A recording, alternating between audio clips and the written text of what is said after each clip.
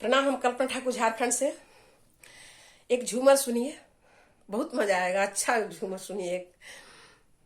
अरे अकेले महफिलिया में, अरे अकेले महफिलिया में रहबै से आन हो। अकेले महफिलिया में रहबै से आन हो।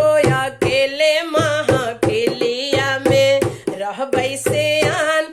पहिला लियावन मोरा ससुर जी आयो। पहिला लियावन मोरा ससुर जी आयो। ससुर के कूटब जैसे, ससुर के कूटब जैसे धनवा पुरान हो। अकेले महफिलिया में रहबै से आन हो। अकेले महफिलिया में रहबै से आन।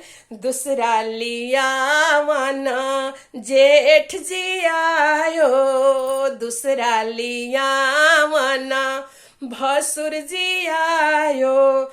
भसुरा के कूटब जैसे, भसुरा के कूटब जैसे चौरा पुरान में हो। अकेले महफिलिया में रहबै से आन हो।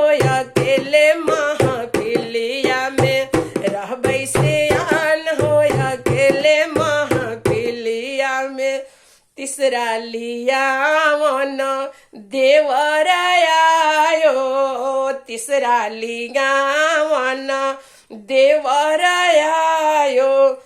देवर के भगैबो जैसे, देवर के भगैबो जैसे बंडा सियार हो। अकेले महफिलिया में रहबै से आन हो। अकेले महफिलिया में रहबै से आन। चौथा लियावन पियवा मोरे आयो। चौथा लियावन पियवा मोरे आयो। उनका के पूजब जैसे, उनका के पूजब जैसे श्री भगवान हो। अकेले महफिलिया में रहबै से आन हो। अकेले महफिलिया में रहबै से आन हो। अकेले महफिलिया में रहबै से आन।